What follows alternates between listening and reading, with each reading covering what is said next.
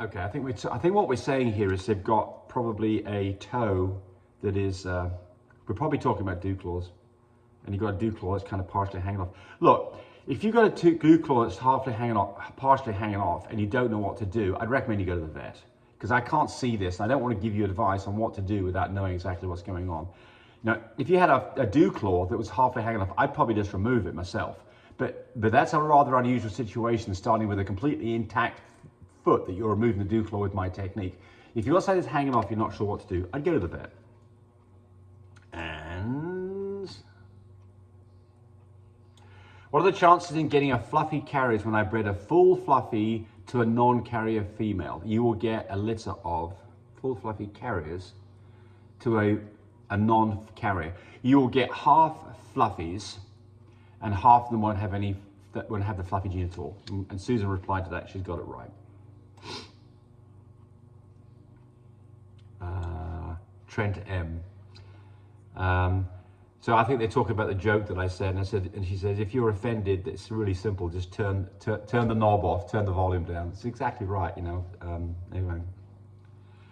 Aaron Johnson, why is everybody hating on Brindle? We're not hating on Brindle, and I mean, I get this a lot where people think that I just don't have any Brindle dogs. It's not because I don't like Brindle dogs, it's just I don't like what the Brindle gene does to the things like getting tan points. It's as simple as that. There's nothing wrong with Brindle dogs at all. Brindle dogs can be striking, especially reverse Brindles. I like all Frenchies. I like all dogs generally, especially ones that are calm and nice to me. But as far as the Brindle gene is concerned, it messes up tan points, and that's something it's a dominant gene. One single copy of Brindle will express itself. And so for that reason, I don't have any Brindle in my camp at all. It took me some time to get to that point, and that's what I'm talking about. It's not a hating on Brindle at all. So if you've got a Brindle dog, fine. I'm just saying, if you are going to start to try and produce things like tan points, Brindle will not be your friend. Officially Esme. I love your videos. I have a 3-day-old Frenchie litter. They have gained 1.5 ounces since birth, so that's great. They're very active and look good, but 2 of them have greenish poop all morning. Should you be concerned about the green poop? No. No, absolutely not. No, puppies poop for the first week. You know, you can see greenish poop, yellowish poop, runnyish poop. I don't get worried about any of those things, especially if a dog's gaining weight. I mean, I don't worry about it at all.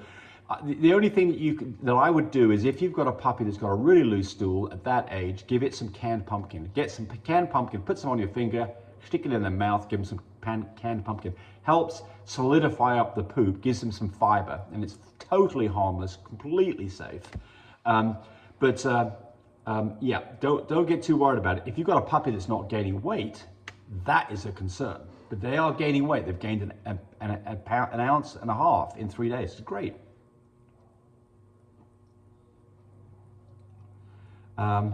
Christina Carey, why doesn't the incubator need a fan or a humidifier? Great question. So our incubator doesn't need a fan. By the way, I don't like fans or light bulbs because those things break. You can drop the incubator and the bulb breaks. The fan gets clogged up with muck. You don't have an area inside it where you've got dirt that can get in. Why don't we need either of those things? Because with our incubator, the floor is the warmed up part. There is a metal heat plate under the floor that you can't see, and heat comes up through the floor directly into the puppies. So puppies are not getting warmed up through the hot air, and just about every incubator you see is a forced air incubator. They heat the air up. So that does 2 things. First off is that the puppies, the air gets dried out, hence you need the humidifier. And secondly, they have moving parts of the fan. Ours completely gets rid of all of that. The heat comes, it's just like you being on a heat pad. If you were on a heat pad, you wouldn't need a fan. In fact, it would cool you down. And if you're on a heat pad, it's very reliable, and it doesn't dry the air out. So there you go. It's a much, much better solution. And with our incubator, when you open the incubator up and look inside, there's not a crack or a hole or an opening anywhere. You can pour bleach in there, diluted hopefully, and wipe it down and clean it up if there's puppy poop, and you're not going to leave anything behind. There's going to be no muck. It's easy to sterilize it. So YFM.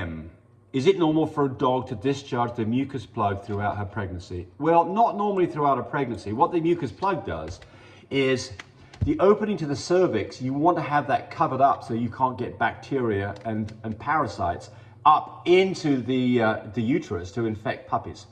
And so a kind of a slimy coat of snotty-like substance, the mucus plug, forms over the opening inside the dog. And so what can happen is that as they're getting closer to birth time, the dog starts to dilate, and as it dilates, that mucus plug falls out. So what you typically see is you'll see this kind of mucusy stuff on the ground or hanging off her back end, jelly-like clear substance. Might be a little bit pinkish because it might have a little bit of blood in it. And it'll freak people out. They think something terrible's happening. It's quite normal. It's the mucus plug. You don't have to put it back in. You couldn't if you wanted to. Not a sign of anything bad is happening at all. It's probably a pretty good sign your dog's pregnant. When do you normally see that? Normally a week to a few days before whelp is the normal time to see that. But I've seen it quite a bit earlier than that, up to 3 weeks beforehand that you see that. It's not normally a continuous thing that you see. It's normally you see it, one day all of a sudden you see it hanging out there, and after a day it's gone, and that's the end of that. So if you saw something that was continually coming out of a dog, I'd be more concerned about it. What would I do? Take the dog's temperature. Always, whenever you're concerned about a dog, the very first thing that you can do at home, takes you just a few minutes, go get yourself a regular Walmart $5 digital thermometer, lube it up, stick it in the dog's butt. That far. Don't just stick it in a little bit, stick it in that far. Check the temperature. Temperature of 102 or higher, time to go to the vet. Something's going on, dog's not happy, got some kind of infection, might need antibiotics. That's going to require a vet visit. But if the temperature, normal temperature of a dog would be 100.5, it might be 101.5, might be 100. Those are all normal temperatures. Typically, that's the first idea that the dog is not really got anything you have to get too worried about. I mean, it's the same for you and me, right? When you start to feel like crap, what's the first thing you do? You go get a thermometer, stick it in your mouth, and you got a temperature of 102. It's like, oh, I know why I feel like crap. I need to pay attention.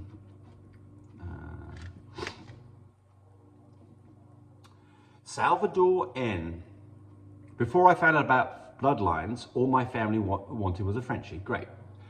How in the world did I end up with a pied dog if the mother was fawn and dad was a black brindle with white spots? So, it's simple. Remember that pied gene is a recessive gene. Both parents have to have a copy. A dog that has a single copy of pied is not a pied dog. It will not look pied. Quite often a dog that has a single copy of pied will have a white chest, and you do mention that. So you've got two dogs that apparently aren't pied, but they both carry this hidden copy of pied. When they get together, each of them half the time gives out a pied gene. Two halves together makes a quarter. 25% or 1/4 litter would expect to be pied, and that's what happened. And someone answered to that, Jenna Farmer did, and she's right. She said both parents must have both carry a copy of pied. And by the way, you do say that the dad is a black brindle with white points. So that could actually be a pied dog.